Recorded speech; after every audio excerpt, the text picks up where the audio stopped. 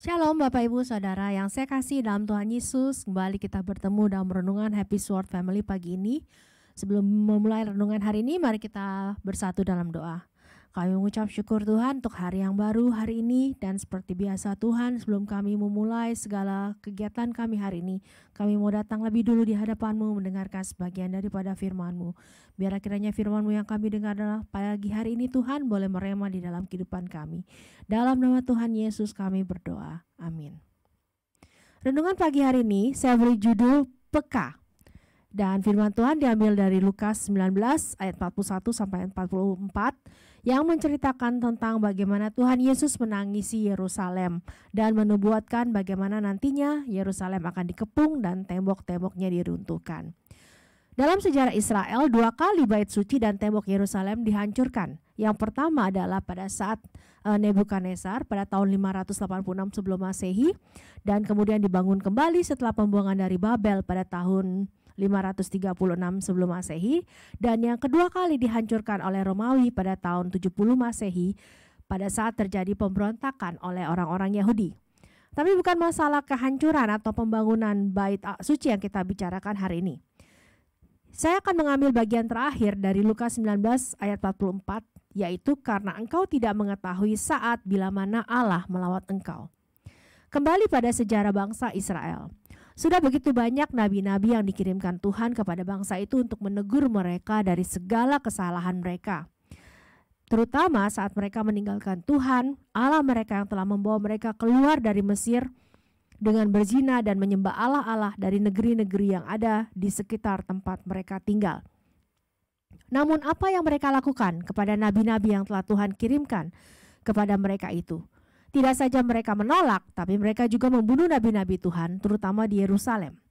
Tuhan Yesus sendiri berkata dalam Matius 23 ayat 37, Yerusalem, Yerusalem, engkau yang membunuh nabi-nabi dan melempari dengan batu orang-orang yang diutus kepadamu.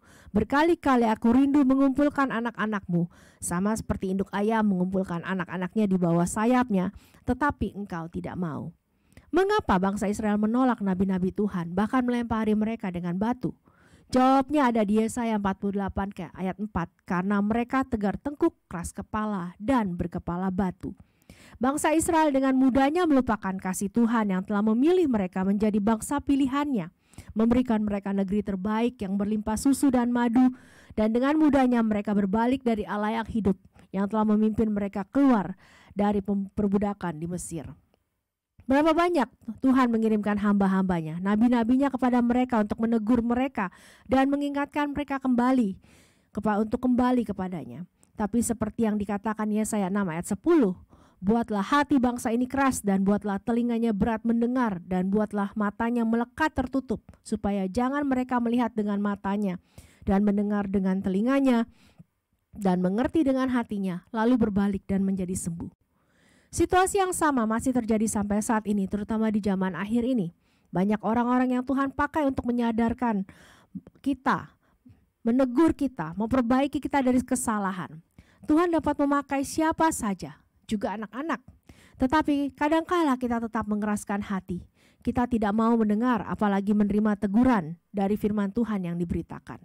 Hal ini memang tidak mengherankan, terutama karena di 2 Petrus 3 ayat 3 mengatakan, yang terutama harus kamu ketahui ialah bahwa pada hari-hari zaman akhir akan tampil pengejek-pengejek dengan ejekan-ejekannya, yaitu orang-orang yang hidup menuruti hawa nafsunya.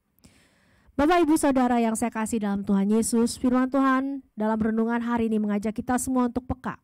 Peka terhadap perubahan zaman yang sedang menuju kepada akhir dunia ini. Namun terlebih lagi kita harus peka terhadap suara Tuhan. Semakin lama kita diperhadapkan pada situasi yang semakin sulit, baik dari dalam maupun dari luar. Kita terus-menerus diperhadapkan pada pertarungan iman dari hari ke hari, dari jam ke jam. Sungguh hal yang tidak mudah. Karena keadaan iman kita di saat terakhir itulah pada saat Tuhan datang yang akan menentukan apakah kita diangkat atau rapture atau kita tertinggal. Bagaimana caranya supaya peka? Beberapa waktu yang lalu Bapak Gembala pernah menggambar salib untuk menjelaskan hubungan vertikal dan horizontal. Ya, hubungan vertikal kepada Allah dan garis horizontal kepada sesama. Di antara pertemuan garis vertikal dan horizontal itu ada titik, yaitu Kristus. Pada saat kita menerima Kristus sebagai Tuhan dan Juru Selamat, hubungan kita di salib, dari tanda salib itu lebih pendek yang di atas, itu menunjukkan bahwa kita harus hidup dekat dengan Tuhan, bergaul intim dengan Tuhan setiap saat, setiap waktu. Tidak ada cara lain untuk dekat dengan Tuhan selain dengan berdoa, membaca firman, memuji, menyembah Tuhan. Bukan berarti kita harus meninggalkan pekerjaan kita dan berdoa, berpuasa, membaca firman dan sebagainya 24 jam sehari. Bukan begitu. Paulus sendiri memberikan contoh dalam pelayanannya. Dia tetap bekerja sebagai tukang kemah untuk memenuhi kebutuhan pribadinya, juga pelayanannya seperti yang dikisahkan dalam Kisah Rasul 20 ayat 34. Jadi apa yang harus kita lakukan? Kita tetap bekerja sesuai dengan pekerjaan yang Tuhan berikan kepada kita. Tapi di sisi lain, kita juga punya waktu-waktu khusus untuk Tuhan. Kita dapat berdoa kapan saja, di mana saja, karena hati dan roh kita yang melakukan kontak dengan Tuhan. Saat kita memuji menyembah Tuhan, saat itu pun roh kita kontak dengan Tuhan. Saat kita membaca firman dengan sungguh-sungguh, tidak sekedar membaca, saat itu pun roh kita kontak dengan Tuhan. Bapak Ibu Saudara sekalian yang saya kasih dalam Tuhan Yesus, mari saat ini saya mau mengajak kita semua untuk belajar peka. Dengan kepekaan itu kita dapat mengenal Tuhan yang kita sembah, kita dapat belajar mengetahui isi hati Tuhan lebih lagi apa yang Tuhan ingin kita lakukan. Dengan kepekaan itu juga kita dapat lebih menghormati, mengasihi, menghargai karya Tuhan dalam hidup kita.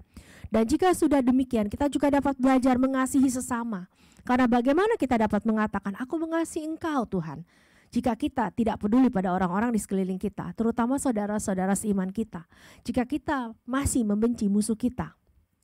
Tanpa kepekaan, bagaimana kita dapat sungguh-sungguh melayani pekerjaan Tuhan dengan sepenuh hati? Tanpa kepekaan, bagaimana kita dapat taat dan menghormati pemimpin-pemimpin kita? Tanpa kepekaan, bagaimana kita mempunyai keinginan untuk memberikan yang terbaik buat Tuhan? Tanpa kepekaan, bagaimana kita dapat komitmen, konsisten, dan konsekuen dalam pelayanan dan kehidupan kita kepada Tuhan, seperti yang sudah diajarkan oleh Bapak Gembala. Tanpa kepekaan, bagaimana kita bisa tahu apa maksud dan rencana Tuhan dalam kehidupan kita. Tanpa kepekaan, kita akan uring-uringan dalam hidup kita. Kita akan gampang marah pada orang-orang di sekitar kita, apalagi terhadap Tuhan. Tanpa kepekaan, kita akan gampang jatuh dalam pencobaan hidup. Juga kita akan menganggap remeh pelayanan. Dan yang terpenting, tanpa kepekaan kita tidak dapat bertahan pada masa-masa sulit di tahun 2022 ini. Tahun yang masih gelap yang kita tidak tahu apa yang akan terjadi beberapa bulan ke depan. Mari kita bersatu dalam doa. Terima kasih Tuhan Yesus, firman-Mu pada pagi hari ini mengajarkan kami untuk kami peka.